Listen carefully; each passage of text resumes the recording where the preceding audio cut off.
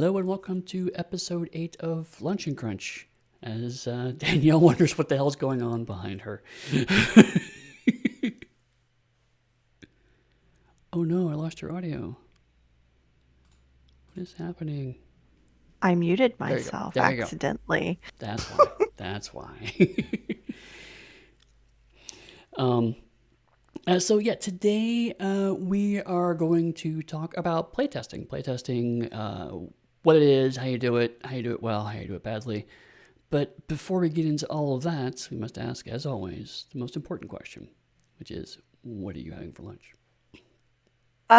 Today for lunch, I still haven't decided because I'm gonna eat later. I have leftovers from, I have some kimchi fried rice leftovers, which I Oh, may eat.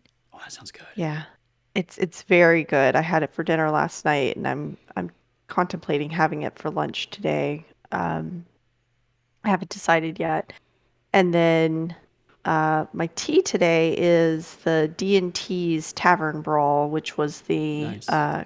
chocolate coconut tea. Mm-hmm. It's quickly become one of my favorite teas.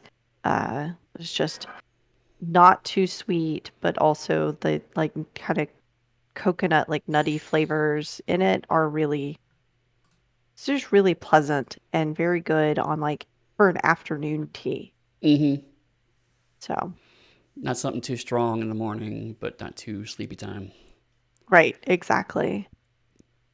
Awesome. As for me, And how about you? well, I'm also going to have leftovers. I actually have had leftovers. My Metamor David, he made some flatbread pizza, and so I had some of that left Mm. over. One was kind of a white cheese and shrimp pizza, and the other was Ooh, a yum. pulled pork pizza. Oh man. Those It's those sound really amazing actually. really good, and it's the perfect kind of pizza because you can have it cold and it's still good. So, Hmm. Yeah, that's good stuff. but Ooh.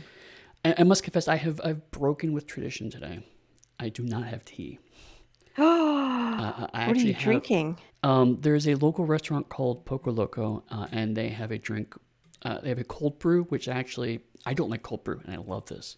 It is cold brew Mexican chocolate, so it's basically Mexican hot chocolate, but they mix it with cold brew, and then it's ice cold at the end, and it's really Oh my good. goodness. It's so good. So it's almost like a cold mocha. Yes, yes. Oh man. But there's just a hint of spice to it from the Mexican chocolate, and it's a great balance of Okay. like a little bit spicy, really really sweet. You hardly taste any of the coffee flavor, which is the best part of a cold brew is you get the taste of coffee for me. Right? Yeah, let me just say that I will forgive you not drinking tea because you're drinking a brown caffeinated beverage, Right, which is, close enough. I'm in the right family. Yeah. um, so I guess let's start with the basics. I think everyone's heard of playtesting, but I mean, what it actually is and why you would do it maybe is not always clear. So, kind of let's start from there. What is actually playtesting from what we do, and what are some good things, reasons to do it? So when I think of playtesting, I am mostly considering um, whether or not my system is working Mm-hmm. and or doing the things that I intend it to be doing Mm-hmm. because you can almost playtest a game before you've even written it because as long as you have enough rules to tell people what to do and what they should be doing, you can start playtesting your game. Um, So I think of it as kind of a system playthrough or a system check. Mm-hmm. Almost like bringing your car to the mechanic and saying, "Hey, can you look under the hood and make sure everything's running properly?" Yeah, I mean, Because I've heard some people refer to playtesting as literally kicking the tires, to use the automobile metaphor. right, right. So, when I think of what is playtesting, it's trying out the system. in various different ways Mm. and seeing, does it work? Does it fall apart? Am I getting the results that I am expecting to get? And when I say this system, we've talked about rules before and what is a rule. And generally, when I'm talking about that, I'm talking about the system as all of the rules, both narrative permissions, implicit rules, explicit rules, the dice that you're rolling or not rolling, Hmm. um, all of those things and how they interact with each other is part of playtesting. So you're not only testing just how the dice probabilities, which you talked about last time. We're not talking just about how the actual interaction of the dice mechanics work, but also you're testing things like, okay, what happens if we don't have this system in place? What happens if we're intentionally not implementing these kinds of rules, right?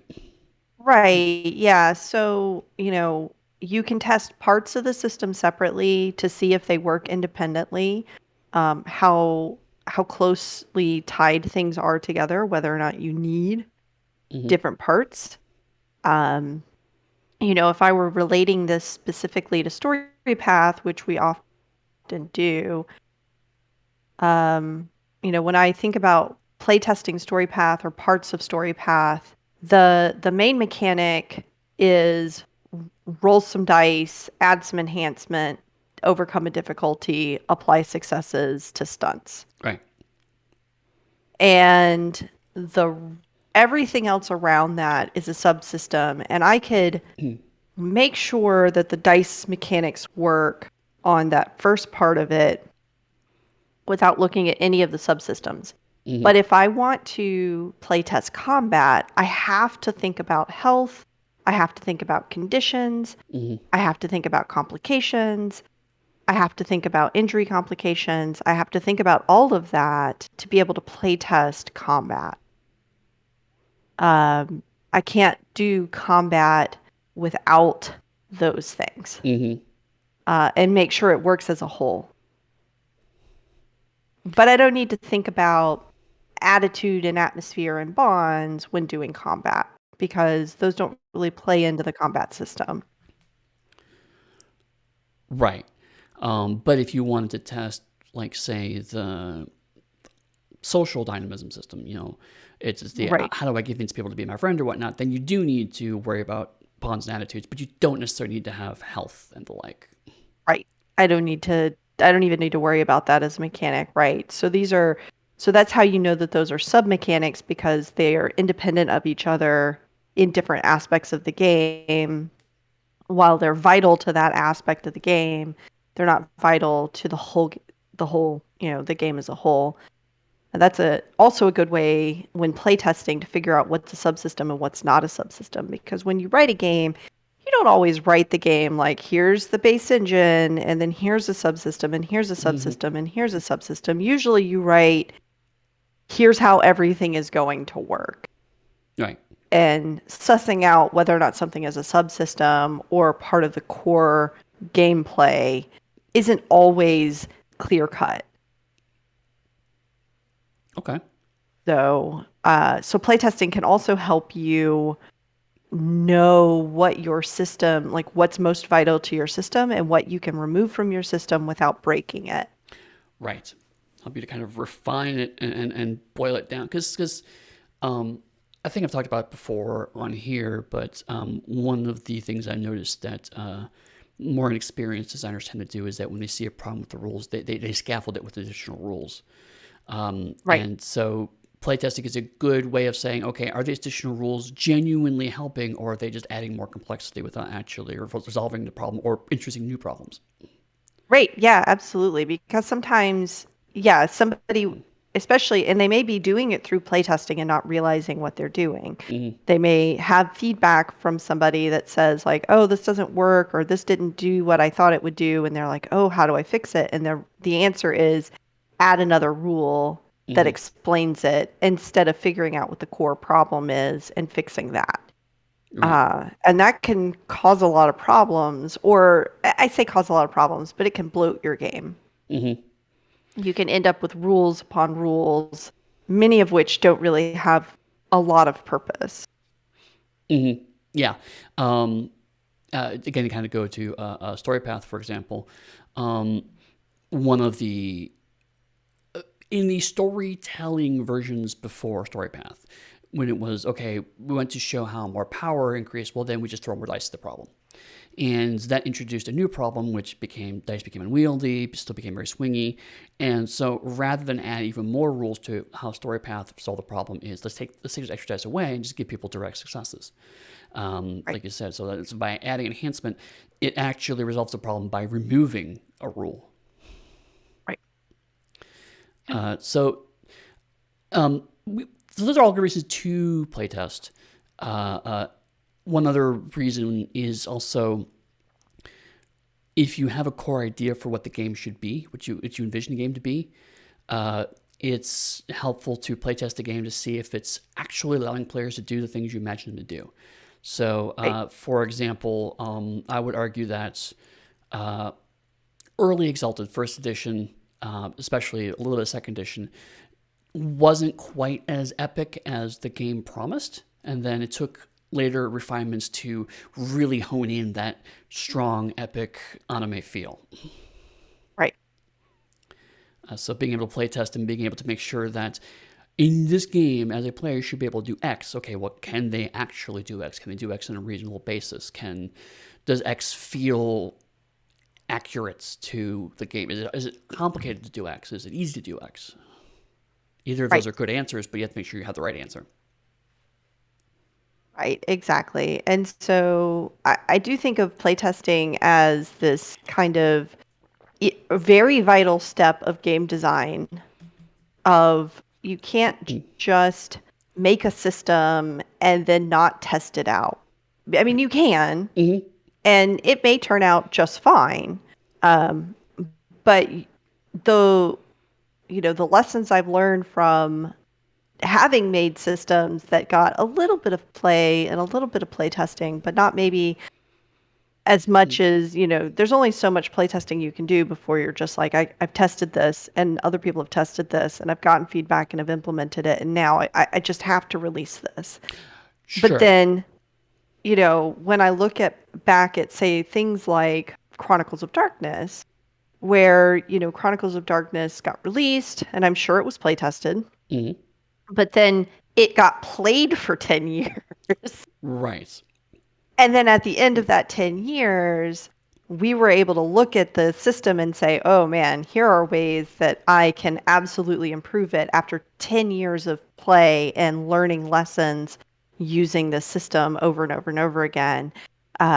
Where the pitfalls are, where people have the most problems, because you get an aggregate of so much data, then it becomes very, very clear where the rules are maybe not doing what you think they should do or not hitting the right notes or could be refined in a way that makes it easier to grasp and easier for people to pick it up and play it immediately. And that's very true when you look at games that are true second editions. They're often, here's everything that was going on in the first edition that people liked, plus changes that make it more accessible or feel more like the game we were trying to go for. And when I say true second editions, I mean using the same system but updating it to a second edition, as opposed to, say, this is a second edition of a game, but it uses a completely different rule set. Sure. I mean, you could argue that Scion Second Edition is not a true Second Edition because it's ultimately a whole new game system. Right, exactly. Whereas the refinement of, say, no, even D&D 4 to 5 was a pretty significant change. I mean, the truer edition, I think, upgrade would be like second. Well, no, not even second to third. I mean, Like, 3 to 3.5 was a pretty clear refinement. sure, sure, 3 to 3.5, where 3.5 was a true second edition of the third edition rule set. Right. Um, Or where it AD&D was, first to AD&D second. yep, Absolutely. And I'm not saying that that oh, those aren't true editions. I mean, clearly it's a new edition of the same game, Right.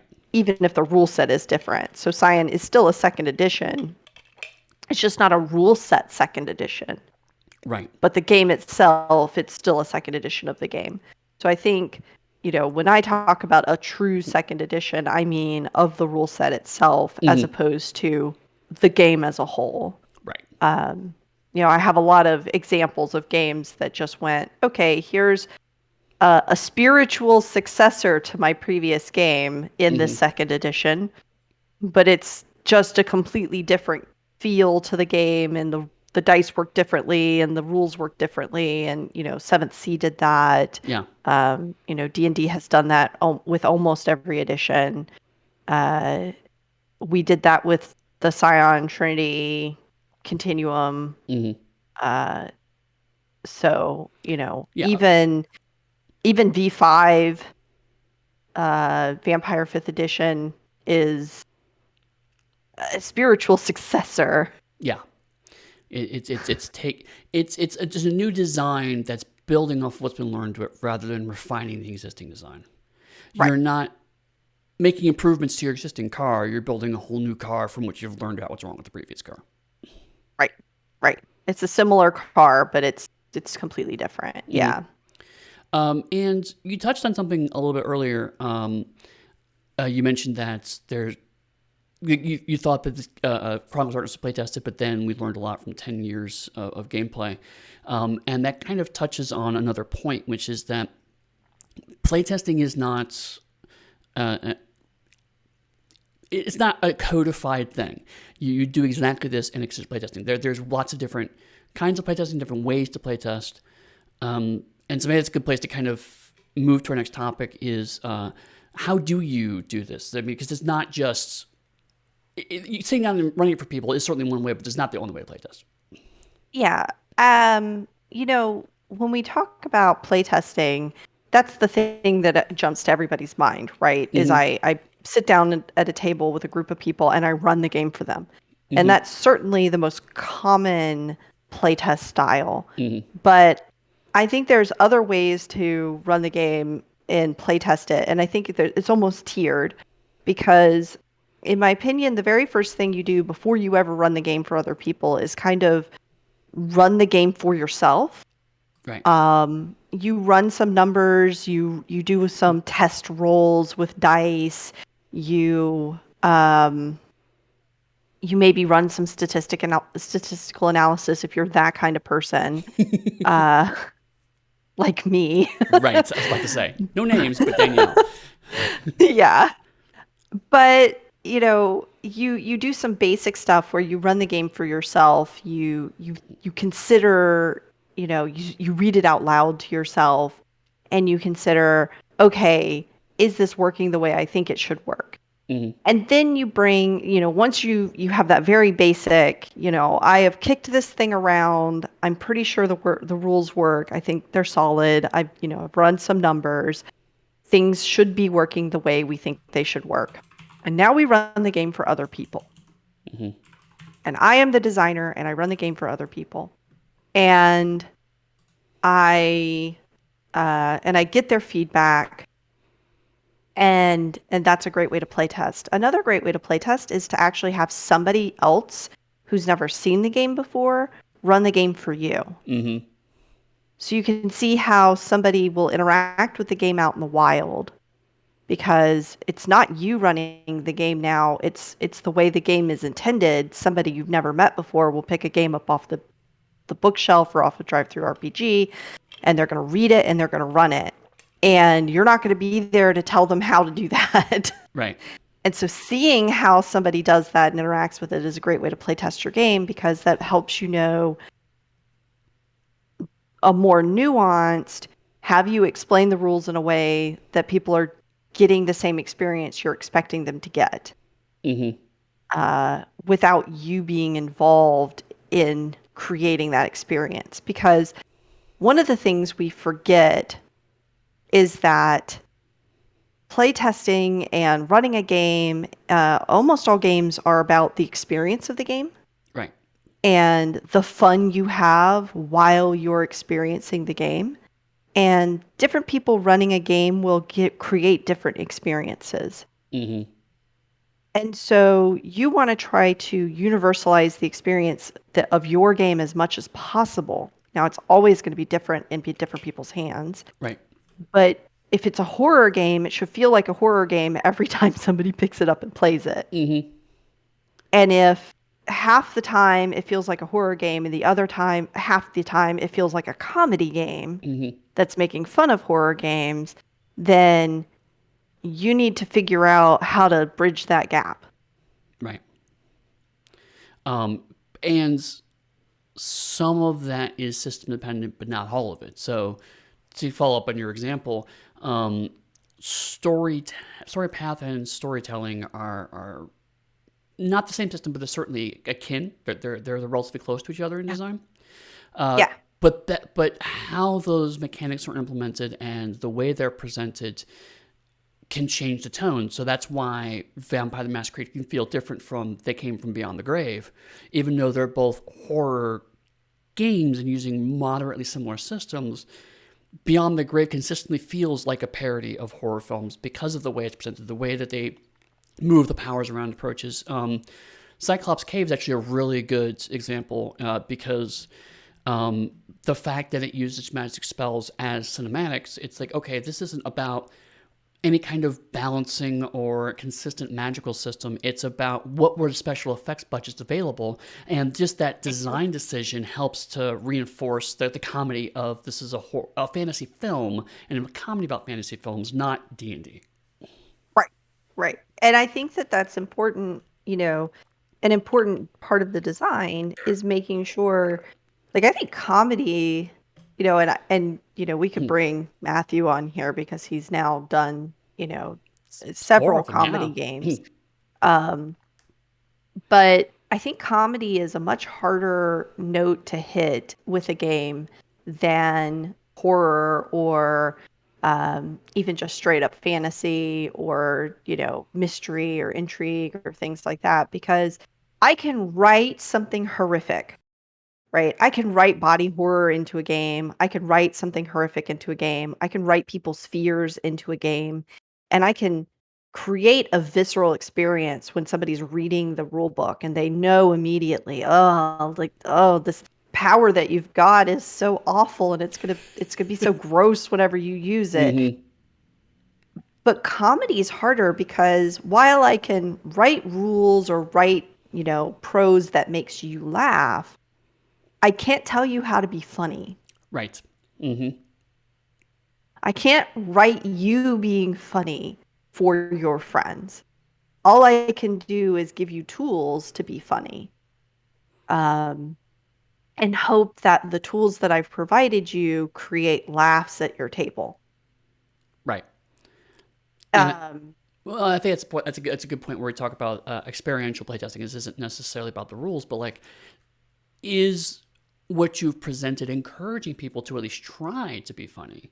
Because I right, think the attempt matters more, especially for games like They Came From. The attempt matters way more than succeeding. Because even if it's a bad laugh, it's still playing into the aesthetic of the game, right? right, It's like the joke that right. doesn't land is very appropriate to the films you're emulating. You're So, right. is the game encouraging you to make crappy jokes? And if it is, then great. That's not something that involves the dice probabilities or anything, but No. the way it's presented and the tone of everything, that's also something you should playtest because if you just take the rules out, Matthew's even demonstrated this. You can run a moderately serious Beneath the Sea game if you just take out the wry tone of the material and just use the rules as written. You can do a serious game with it. It's not at all impossible. But then it's is the writing, the tools it's giving you, even outside the mechanics, are they pushing this thing of let's get the quip cards. Okay, this is a great way to kind of inject humor into the game. Right. Yeah, Um, and does it encourage you to use these things? And right. and Mm-hmm. that's a and that's an important thing to play test, is, again, a why to play test, because if you're trying to get a certain experience, you need to play test to make sure your rules are evoking that. Yeah. But I think that that's a thing that I think a lot of people who play test don't necessarily fail to do this Mhm. step, but I think a lot of times don't even consider doing the have somebody else run this game for you step. Right. Not just have it, and we there is a step of like having people run the game outside of you for their game group. A lot of people will do that where they just open play testing where they'll run a game for some people, or they'll send the materials and say, please run this Hmm. for your group and then give us feedback.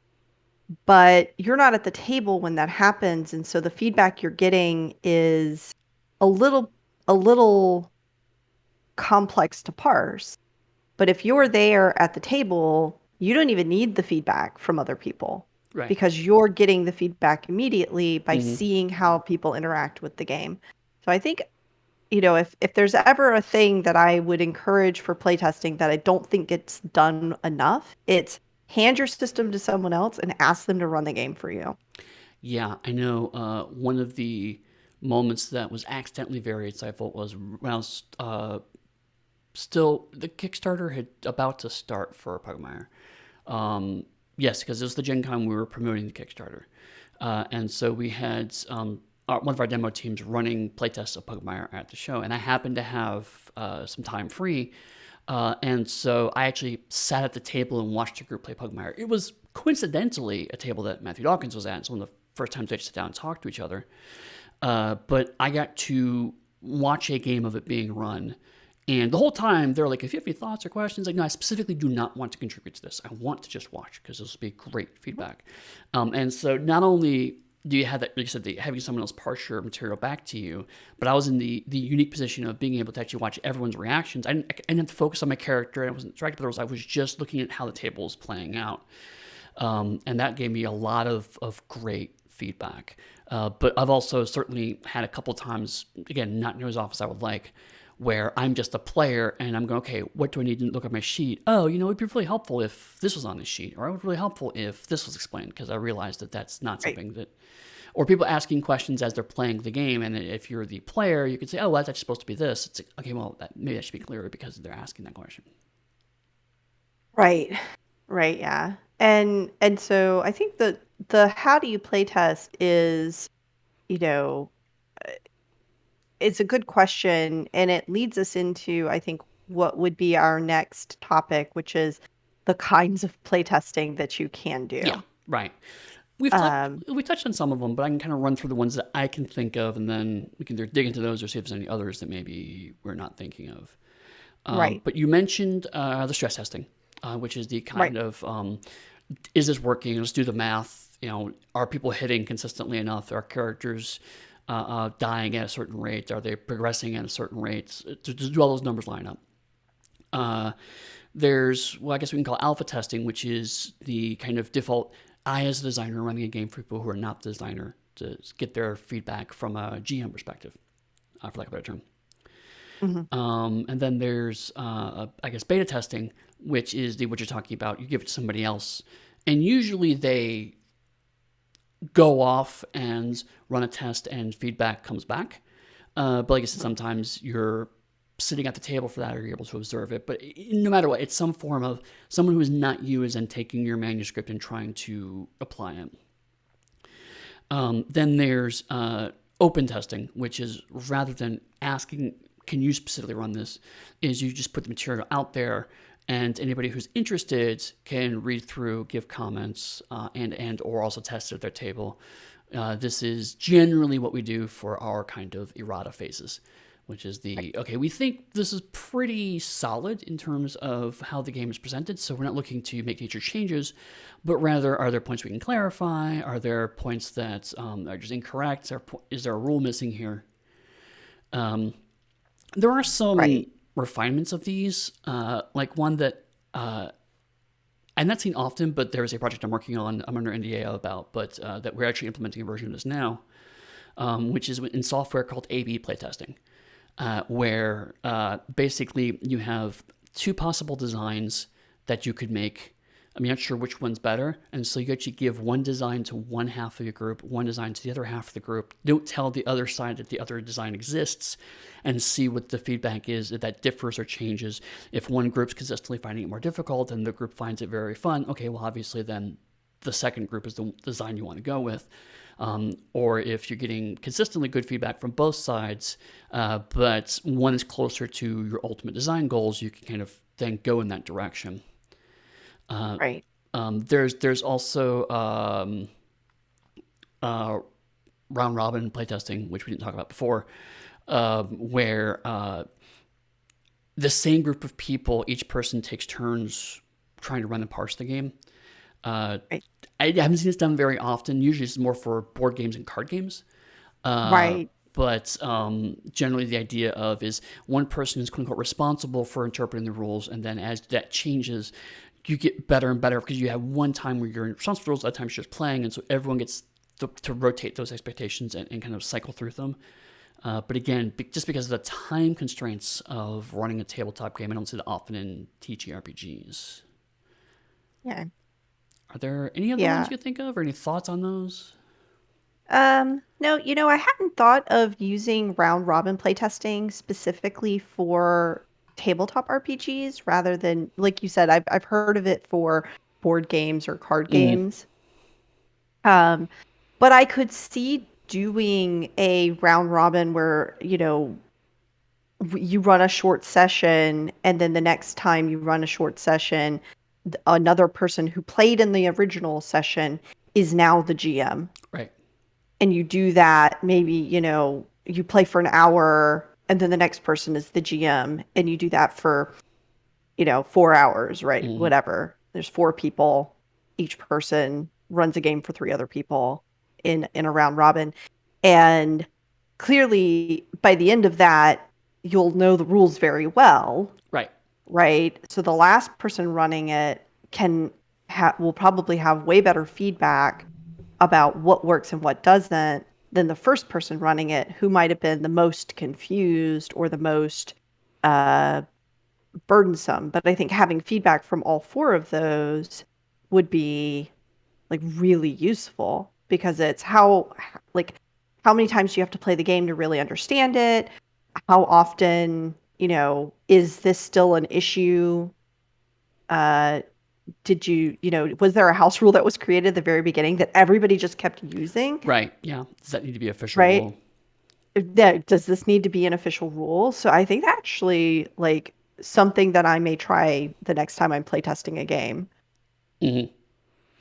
I have also We'll see how seen, that goes. yeah, I have also seen slice testing. I know, like for example, for Anima, I ran a slice test with you and some other Anima writers, just Yep. testing out the MMO side. That's kind of a weird case because it was kind of it was the complete game system, and in any other design, it Yes. would have been a normal alpha playtest. But because it was inside of another game, it ended up being a slice playtest.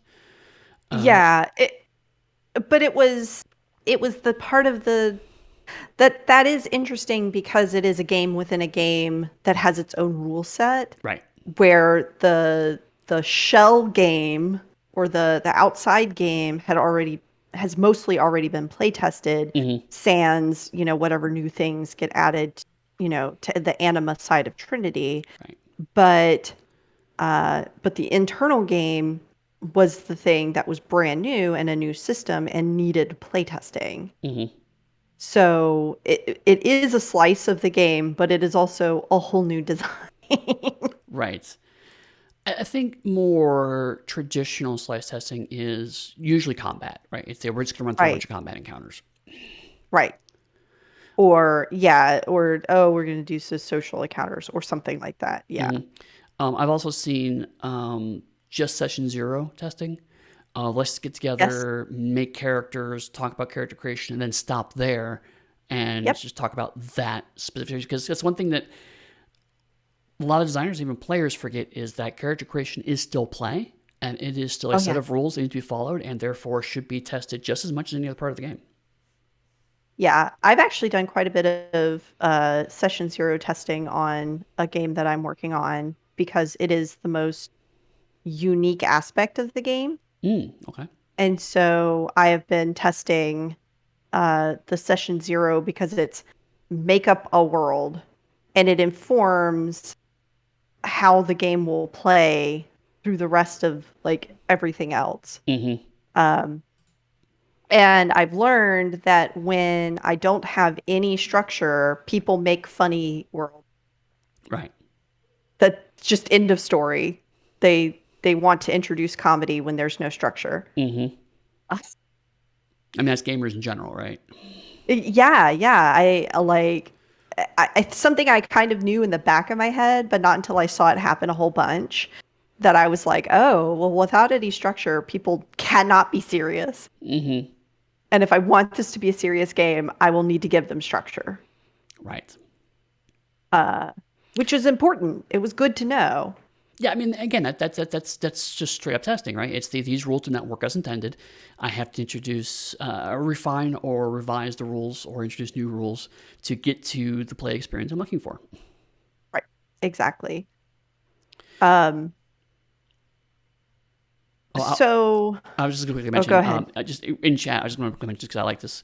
Role players in chat just said, I also like testing stuff through text-based role play, which is kind of neat. And I think that's actually an interesting point. I don't do a ton of text-based RP playtesting, but because you have to think about what you're saying in a different way, it does change the core aesthetic if it's intended to be a voice-based game, but still, it also gives you a record of what was said if there are points of confusion. It's like if someone has a rules Yep. question, you can literally copy and paste that exchange out, dump it into a document to review later. So it does actually give you kind of a log to review in a way that sometimes Yep. just getting people around the table doesn't always work. Yeah, I had never considered doing text-based playtests specifically for that reason, but that's actually a really good idea um, of maybe keeping logs of some of your initial playtests. Because it's hard when somebody has a question or a concern at the very end of everything to be like, oh, did you have any questions or concerns? And they didn't voice it. Right. Um, but if you're doing it text-based, then and you have a place for, do you have questions? Then they can immediately record the question while the game is going on. Um, and you may answer it while the game is going on, but Mm-hmm. now nobody forgets that that was the question and what the answer to it is. Right. I've also seen some people, I haven't used it myself, but some people who record the playtest either as a video or as a just put a microphone in the middle of the table. So they, again, have a way to kind of listen back and not only gets the concern, but also in the social context of which the concern was raised. Because sometimes it's unclear because it was badly explained in documents. Sometimes unclear because the person didn't engage with the material correctly. And sometimes it's unclear because just auditory issues or someone muttered Right. or misspoke. So Right. sometimes it's, okay, then maybe this isn't the concern I thought it was. Right. But sorry, you were saying something else before I brought that digression up. Oh, I was gonna bring us to talking about feedback in Oh, general okay, because I good. feel like this is a good place to talk about um, now that we talk about getting feedback, how to parse feedback. Yep.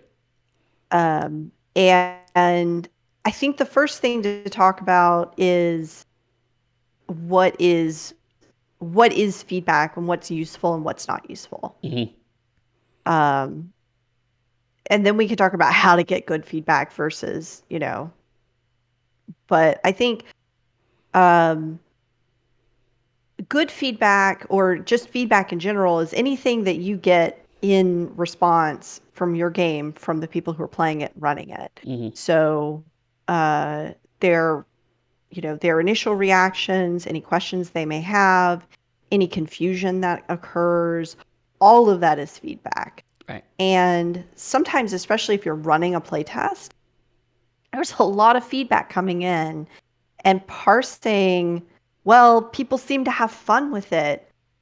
That means it was great, right?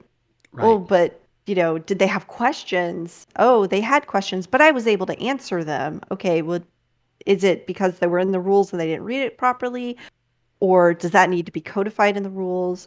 Parsing feedback can be difficult because, especially if you're running a playtest right up front, there's a lot coming into you. And knowing what you can ignore, Mm-hmm. because there's tons of feedback you can ignore. There's just kind of white noise of running a game, Mm-hmm. and some of it that you should not ignore, such as, points of confusion, pain points, things like that. You shouldn't ignore those things, but you should also consider why they happen. Mm-hmm. Right. So, so you're going to be getting a lot of feedback when you run a playtest. So, how do you get the good kind of feedback, the stuff you don't want to ignore? Right. There are a few ways you could do that.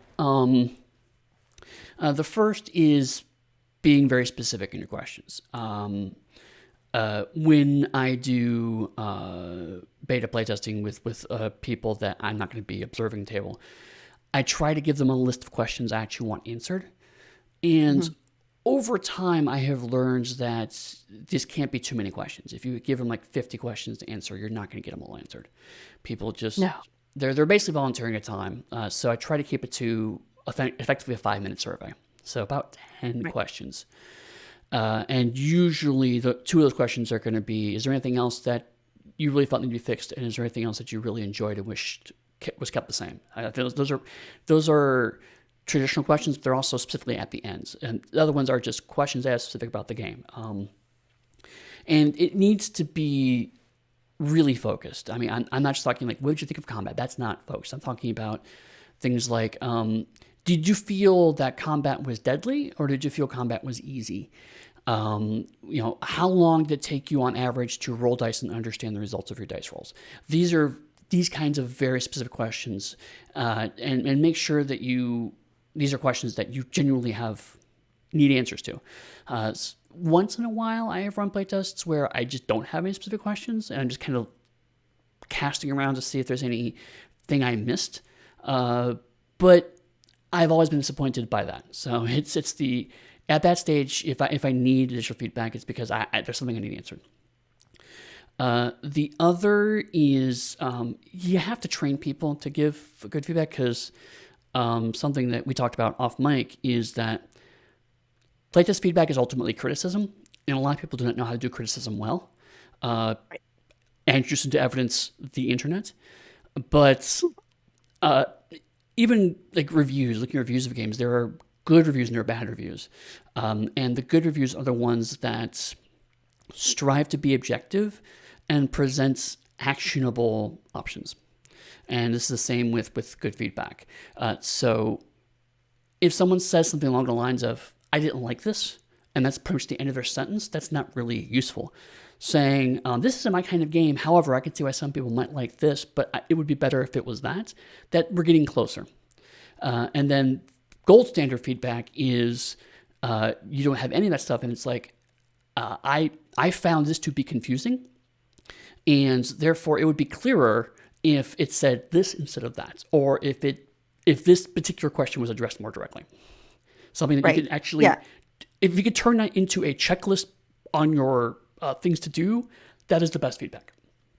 Yeah. Best feedback. And I've definitely played in a game or a playtest where, I'm like, I didn't like X mechanic. And the Mm, reason I didn't like X mechanic is because it led to this kind of gameplay, which is not something I think you were looking for. right. And this is how I would fix that mechanic. Mm-hmm. Like the best kind of criticism is constructive criticism. It's okay to say I didn't like a thing if you explain why and give a suggestion on how to fix it. Right. Um, so the best feedback explains why it's a problem or why you like it. And if it is a problem, give suggestions on how to fix it. And it's okay if your suggestion on how to fix it is, I don't know how I would fix this. Right. That, you don't have to come up with, as a playtester, as a person who's, giving feedback, you don't have to come up with all the answers. Right. Even if the answer is, I don't know how I would fix it, but what I'm looking for would be X, Y, like I'm looking, I think it would feel better if I was allowed to do this instead. I don't know how to mechanically fix that, but this is, you know, my criticism of this problem. Right. And sometimes giving that kind of feedback, even if it is contrary to the designer's interest, is still useful. So I mean, I don't want to make it clear. I want to make it clear that actionable feedback does not need to be feedback you agree with, but it still can be useful. Let me give an example. In Aberrant, second edition, much like first edition, had a concept called transcendence, which is that as you continue to use your powers, you build up some dots that eventually turn you into something other. And in first edition Aberrants, it was very explicitly coded that you turn into something alien and monstrous. You know, the more you use your powers, eventually you become a monster that does horrible things. And we specifically did not want to do that with second edition. And some of the feedback we got was like, this is not like first edition. These things make it different from first edition. I don't like that. I want it to be close to first edition. We didn't want that, but then we were able to say, okay, so those are the parts that we want to preserve. So there are other parts besides those that still lead people to think that the first edition is the intent we want. So how do we excise or remove those to get it to where we need it to be? So sometimes that directed feedback is shining a light in the wrong spot, but it's showing you, okay, so it does narrow down. Everything outside that light is maybe something else we should be looking at. Right. So even if the targeted feedback seems like on the surface it's not useful, taking a second to think about it can help you find other parts of the system. And also sometimes the proposed solution is not the solution you want to, but it's okay, I definitely don't want to do that. But this is clearly a problem, so let's look at other solutions that aren't that. Right. Yeah, just because somebody's given you a solution or proposed a solution, here's how I would fix it, doesn't mean you have to listen to that either. You know, some of the things about feedback is that sometimes somebody will give you really good feedback and really good changes to something you're doing, but those changes would fundamentally change what you're trying to do to your game or make your game do. So just because somebody gives you really good feedback and a really constructive criticism that says, I didn't like this, this is why I didn't like it, here's how I would change it. You have to look on a wholesale of what is this person saying, right? If I'm making a horror game and somebody says to me, I don't like body horror. Right. I don't like that your game includes body horror, and here's how I would change that body horror into something that's not body horror. My answer would kind of just be, Right. Yeah. I'm sorry you don't like body horror, but that's part of this game. And actually, digression, but that's another point of good feedback is try to find playtesters that are going to be sympathetic towards the game you want to make, right? You want to keep people that are going to be ideally your potential audience. Yes. Because like you're saying, is like if you kind of group that doesn't like horror games, you have to play a horror game, of course they're going to have a miserable experience. And if they're not professional designers or people who have good understanding of how good criticism works, they're not going to be able to separate their dislikes from the actual flaws of the game. So they're going to, why don't like this? Because like you said, it made me feel icky. Well, it's the point of the game is to make you feel icky. So that worked. And so you want to find people who, if they're not the audience, at least able to say, this game isn't for me, but I can see what you're trying to do, and then da-da-da-da-da. Right. And I think one of the things that we think about for playtesting is, you know, clearly you want your target audience or your intended audience to be the ones who are playtesting, but even they may realize partway through, oh well, I really like this aspect of the game, or I really don't like this aspect of the game. Like you said, our target audience for Aberrant are people who enjoy Aberrant superhero games, and they clearly do because they've played first edition. And they don't like the diversion between first and second edition. Mm-hmm. They're our target audience, but their feedback isn't very helpful because we are intentionally trying to separate this thing between first and second edition. Right. And they don't like that change, but that's unfortunate. Right. Is all that is, right? And Right. we're not going to go back just because some people don't like it. Mm-hmm. So, you know, parsing somebody may give you a really good piece of feedback. At least it reads well, Hmm. right? It is constructive, actionable, something that might make sense. That doesn't mean you have to accept it. Right. And sometimes it's really hard to look at something and decide whether or not you're going to accept or reject it based on how good it is, because sometimes somebody will give you really good piece of feedback and you've got to make the decision all on your own whether or not you're going to reject that piece of feedback, not because it's something you could easily ignore, but because it's just not the direction you want to go in. Right. And that takes some practice. It does. I have found because I, for a long time, really got anxiety around red lines and playtest feedback. And I would constantly cycle between they don't like my games, so I have to make them happy to fuck them all, and kind of go back around that loop a lot.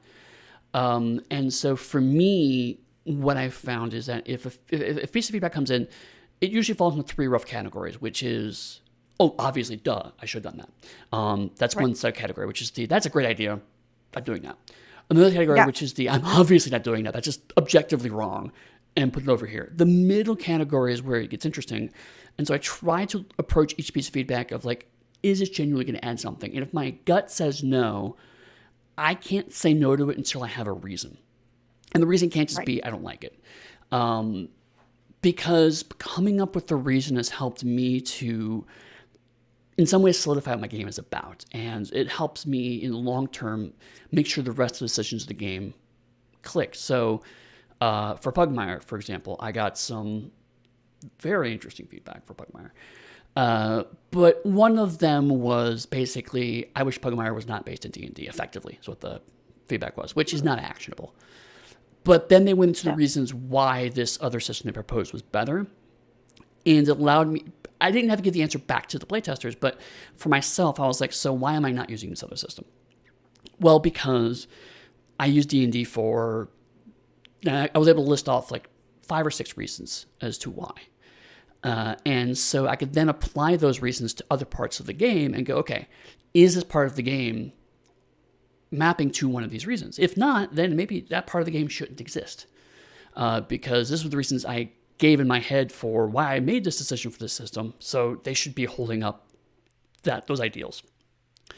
Right. So Absolutely. if you're able to answer, this is why I'm saying no. Again, you don't have to tell them anything. In fact, it's probably best you should not talk back to playtesters unless you have a clarifying question, because it's not. This shouldn't be a debate. You should No. just they give you feedback and you go, okay, thank you, and then you go on with your life. Even if you nod and go thank you and then completely ignore what they said, it doesn't matter. But if yourself you can say, okay, I'm saying no because blah, then it moves away from it just makes me feel weird to okay, here's my intention. But Yeah. sometimes the answer is just I don't want to. Yeah. I mean, I definitely think that there's some some good of feedback that, to know to analyze why you're rejecting the feedback Mm-hmm. or why you're considering accepting the feedback, even if it makes a fundamental change to everything you've done. Mm-hmm. I mean, I have another example. I have been playtesting a game, Mm-hmm. and I've been doing it for a while because I haven't been working on it. Uh, so when I do work on it, I do a little playtesting and then Right. whatever. But I started it out. I didn't know what I was going to do with it or what system I was going to use or anything like that. And I was looking for a game system that was kind of episodic and did a couple of things that I was looking for it to do. And I settled on Forged in the Dark. Mm-hmm. And I started working on that system and playtesting that system, and it was going pretty well. But one of the things that I was doing was not really a forged in the dark thing. Um, I was adding some subsystems to it to make it do what I wanted it to do. And I presented it to someone who said, this isn't really a forged in the dark game. And I was like, well, I mean, of course not, Right. right? Like it is and it isn't, right? But they're like, but it would be better if you use this other system instead that does everything you want it to do. And you could keep some of the things you've taken from Forged in the Dark that do the thing you want that to do, but this system fits what you're doing better. And I had to sit and think about it for a long while to go, do I really want to convert this all over again Right. into a new setting? And why would I and why wouldn't I? And it came, for me, I came to the conclusion that it was actually better for me to go ahead and do that conversion because they were right. The thing I was doing, the thing I wanted it to do, that I was having a little bit of problems with in Forged in the Dark, was essentially completely solved by moving it into a similar but different system. Mm-hmm. So Right. sometimes you have to really analyze, why am I rejecting this? Why am I accepting this?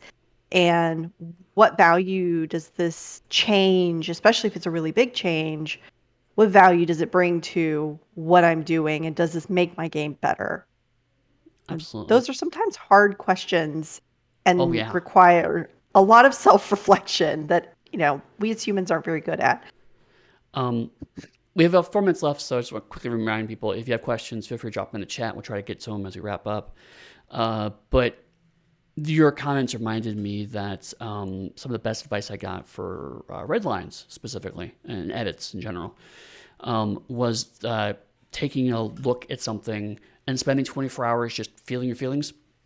Look at Mm-hmm. it and go, Yep. no, you're wrong, and just throwing your temper tantrum, and then coming back a day later, maybe a couple days later, maybe even a week later, whatever, and then rereading it again. Okay, let's try to take this at face value, because it is so